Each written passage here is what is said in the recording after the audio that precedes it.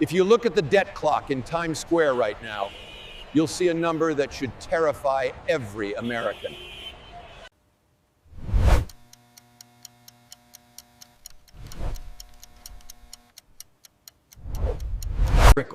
To put that into perspective, if you stacked $36 trillion worth of $1 bills on top of each other, the pile would reach past. But here's what they're not telling you. This isn't just a big number on a screen. This isn't just an abstract problem for future generations. This is a financial weapon pointed directly at your bank account, your retirement, and your children's future. In the next 18 minutes, I'm going to show you exactly how the US government plans to make this debt disappear. And I'm going to prove to you with mathematics and historical precedent that you are the one who's going to pay for it. Not with taxes, not with spending cuts, but through the silent confiscation of your purchasing power. Something changed in 2024 that broke a 247-year precedent in American history. For the first time ever, the United States government is now spending more money on interest payments on the debt than it is spending on national defense. Let that sink in for a moment.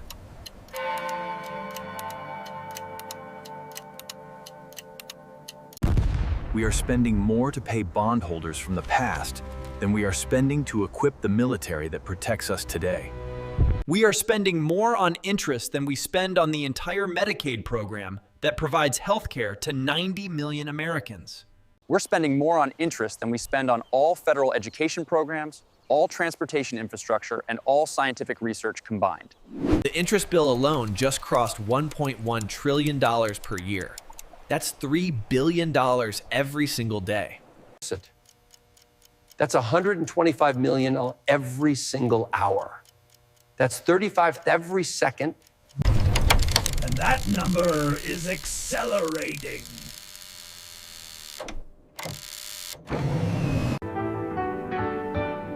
This is not a political problem anymore. This is not Democrats versus Republicans.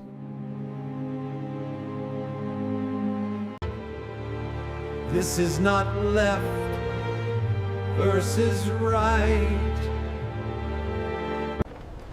This is a mathematical trap that no amount of political willpower can escape.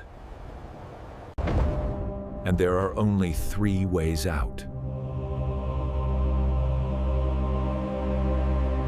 Every nation that has ever accumulated this much debt relative to its economy has faced the same 3 options. History has tested these options over and over again across centuries and continents. And 2 of them— This means massive, devastating spending cuts and brutal tax increases. Double the rate. How are we supposed to manage this? It is impossible. or eliminate the entire US military, or cut Social Security and Medicare by 40%, or some catastrophic combination of all 3. Let me give you the actual numbers.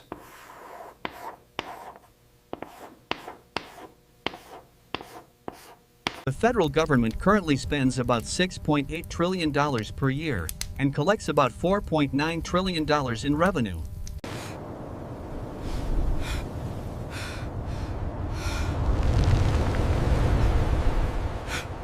To close that gap through taxes alone, you would need to increase every single American's tax bill by roughly 40%. Option 2. Default. The government could simply walk up to the microphone and say, "We're not paying." Russia did it in 1998, Argentina did it in 2001, and again in 2014, and again in 2020. Greece came within doing it in 2015.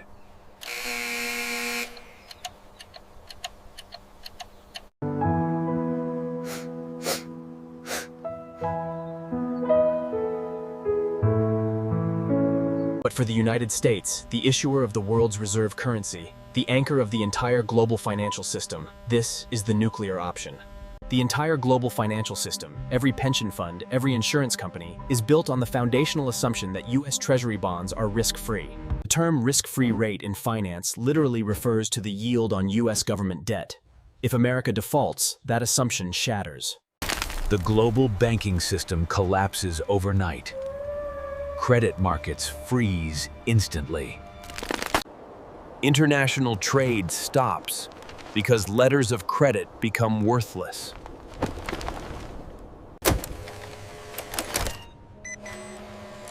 Your credit card stops working.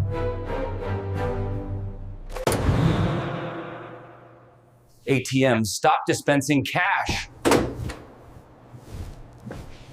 Grocery stores can't restock.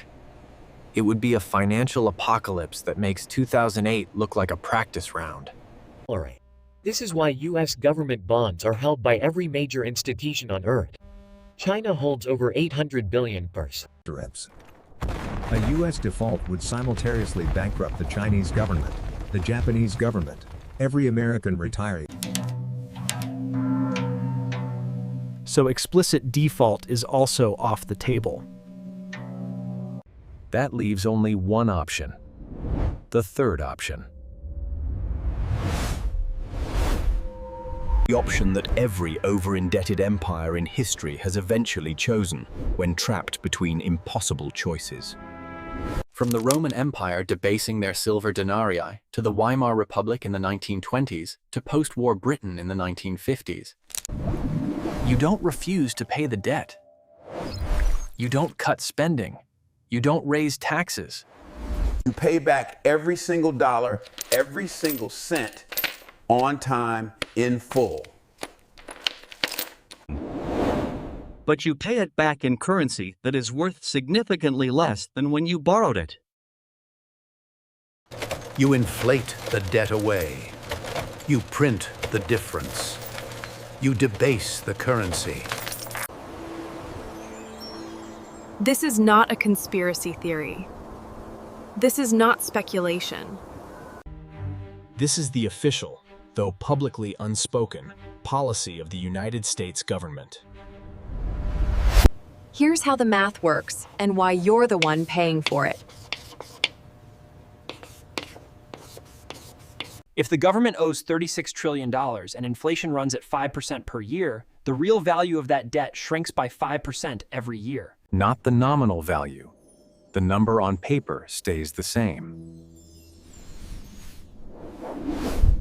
But the purchasing power of that debt, what it actually represents in real goods and services, shrinks by 5% annually.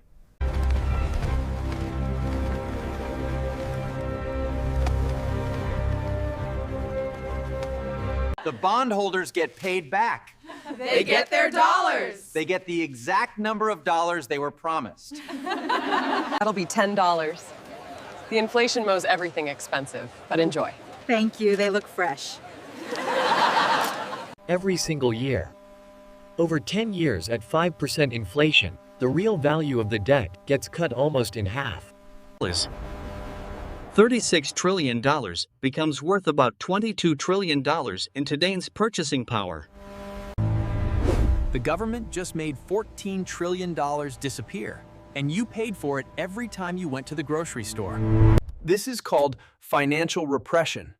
It's a deliberate policy of keeping interest rates below the rate of inflation. The goal is to transfer wealth from savers and creditors to borrowers and debtors. And the biggest debtor in the history of the world is the United States government. For 40 years, from 1980 to 2020, the Federal Reserve was the master of American economic policy.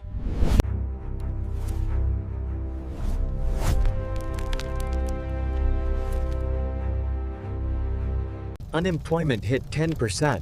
The economy contracted. Volcker was burned in effigy. He received death threats.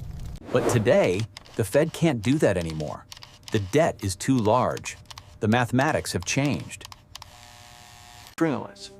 If interest rates went back to 10%, which is where they were in the early 1980s, the interest payments on 36. The federal government collects about $2.4 trillion per year in individual income taxes. If rates went to 10%, the interest payment alone would consume more than the entire individual income tax base. The government would be mathematically insolvent. Social Security checks would bounce. Military paychecks would stop. So the Fed is trapped. It is forced to keep interest rates lower than inflation. So if I reverse it with percent and 5% temp inflation, should the alternative. For the first time in modern American history, now the Treasury is the master. The Fed is the servant. The independence of the central bank, the thing that has protected the dollar for over a century, is dying in real time. We are not in uncharted territory. We're rerunning a playbook the United States already used once before. In 1945, after World War II, the U.S. debt... The government was more indebted than it had ever been in history. Banks, the pension funds, the insurance companies must buy them to stay in business. It's the law. This creates massive artificial demand.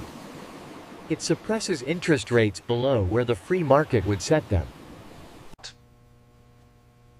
Your pension fund isn't buying government debt because it's a good investment. It's buying it because federal regulators will shut down the fund if it doesn't. You are being forced to lend your retirement savings to a bankrupt government at negative real interest rates.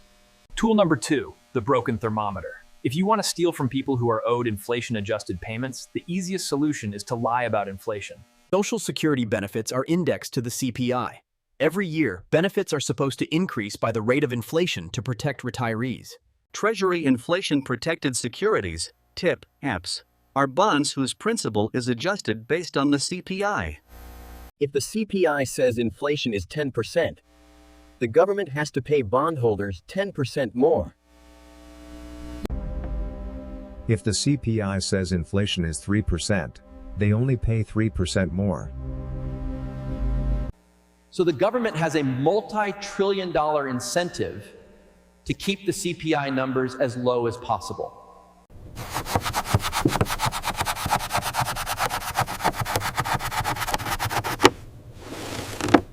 They introduced substitution bias. The logic is this: if the price of steak goes up, you won't keep buying steak, you'll switch to hamburger. So, we'll measure the price of hamburger instead. Your cost of living hasn't gone up as much. But here's the scam. Your standard of living just went down. You're eating hamburger instead of steak, you're worse off, but the CPI says everything's fine. They introduced hedonic adjustments. The new car costs $10,000 more but has better safety features. The government argues the price didn't really go up because you're getting more value. They adjust the price increase down or eliminate it entirely. This applies to everything. Your phone costs more, but it has a better camera, so no inflation. Your health insurance costs more, but it covers more procedures, so no inflation. They also changed how they measure housing costs. Instead of measuring home prices or rents directly, they use something called This consistently underreports the actual cost of housing.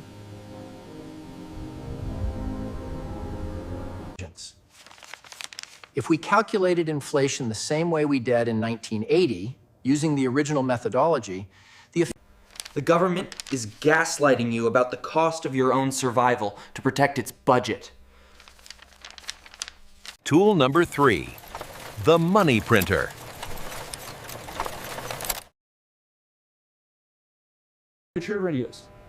When foreign countries like China and Japan, who have been the biggest buyers of debt for decades, stop buying or start selling, Otherwise, interest rates would spike and the government would go bankrupt. So the Federal Reserve steps in as the buyer of last resort. The Fed prints money, creates it out of thin air with a few keystrokes, and uses that newly created money to buy treasury bonds. This is quantitative easing, QE. The government bank issues a bond.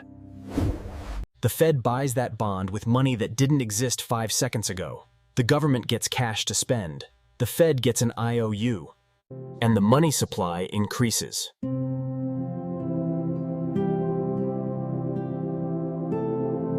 By buying hundreds of billions, sometimes trillions of dollars in government debt, the Fed artificially suppresses bond yields and keeps the government's borrowing costs low. If the Fed didn't do this, yields would spike to 8%, 10%, maybe higher. But this money printing floods the financial system with new dollars. And when you increase the supply of anything, its value goes down.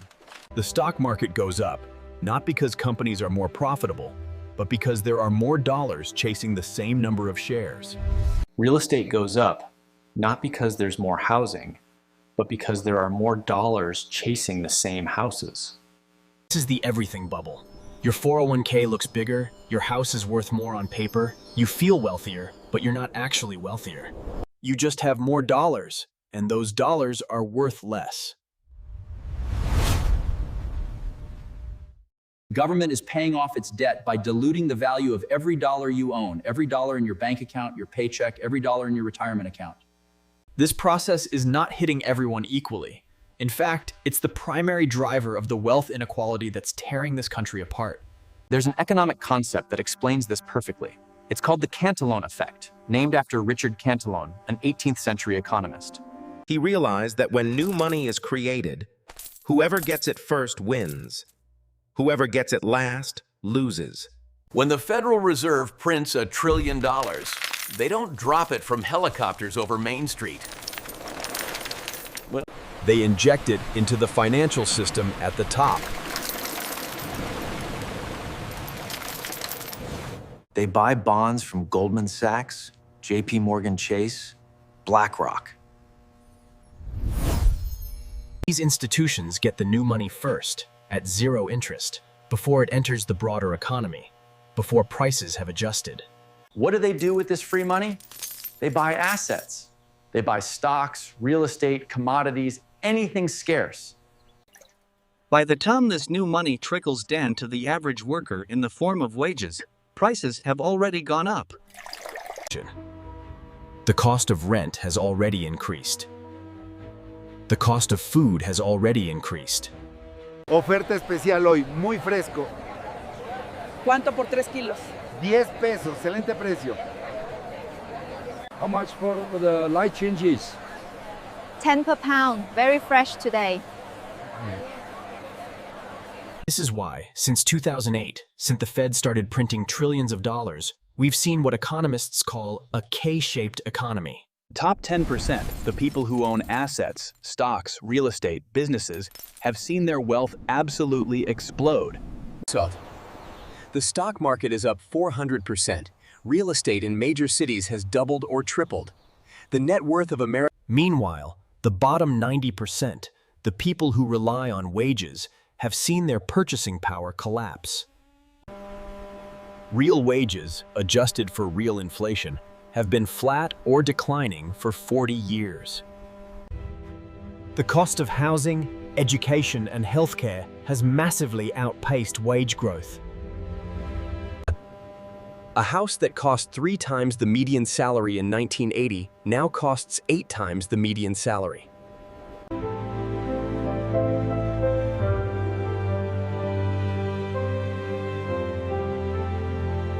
For 40 years, the standard financial advice in America is simple. Work hard, save 10% of your income. Keep it in a bank savings account. Buy government bonds. The 60-40 portfolio, 60% stocks, 40% bonds. It was safe, it was steady. But in the era of financial repression, that advice is now financial suicide. If you save in cash, if you keep your money in a savings account earning 1% or 2% interest, while real inflation is running at 6% or 8%. Over 10 years, you'll lose half your wealth.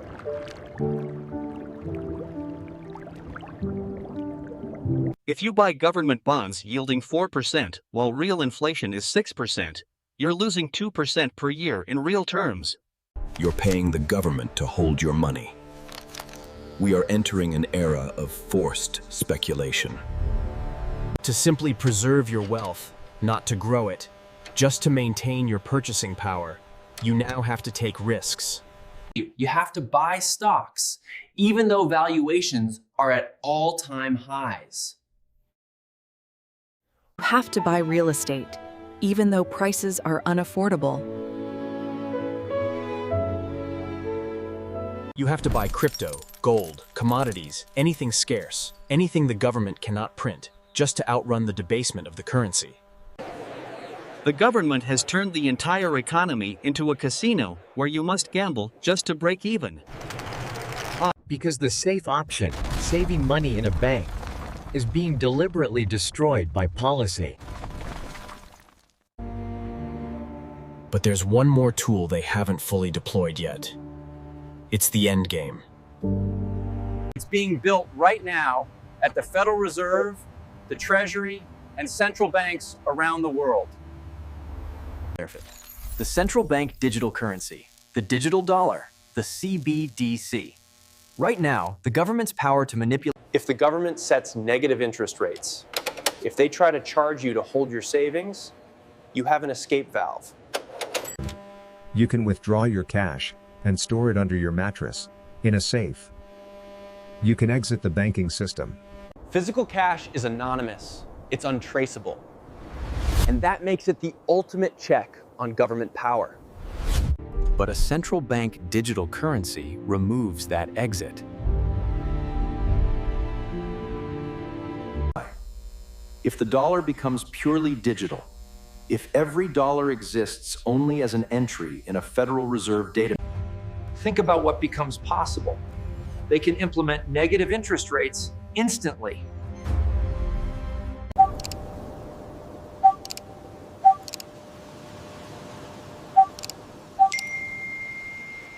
Your stimulus check has to be spent within 30 days, or it vanishes. They can freeze your account with a keystroke if you're deemed a threat, if you donate to the wrong cause, if you protest. Though warrant, no trial. They can monitor every transaction you make. Where you shop, what you buy, who you pay, total financial surveillance. They can implement social credit scores like China. If your score is too low, you can't buy plane tickets, you can't get loans. They can impose capital controls. You can only spend certain amounts. You can't buy gold. You can't move money out of the country. This is not science fiction. It's already being tested in China with the digital yuan. They've tested expiration dates. They've tested geographic restrictions. The European Central Bank is developing a digital euro. The Federal Reserve has published research papers on a digital dollar. The digital dollar is the ultimate solution to the debt crisis. It gives the government the power to confiscate wealth with a keystroke. The push for a cashless society is not about convenience. It's about control. It's about ensuring there's no escape valve when the wealth transfer accelerates. the United States is defaulting on its debt. It's a slow, polite, bureaucratic default. But it's a default nonetheless. The $36 trillion will never be paid back in real terms. It will be inflated away over the next 10 to 15 years. The winners will be those who own scarce assets, real estate in the right locations, gold and silver, Bitcoin and cryptocurrencies that can't be printed, productive businesses that generate real cash flow, things the government cannot print. The losers will be those who trust the currency and the institutions. Those who keep their wealth in cash, in savings accounts, and government bonds. The American dream of saving your way to prosperity is dead. We are now in the era of asset survival. We've talked about how the government is using inflation, regulation, and digital control to erase the debt by erasing your purchasing power. The current volatility suggests we are entering uncharted territory. The projections for growth have been revised downwards significantly.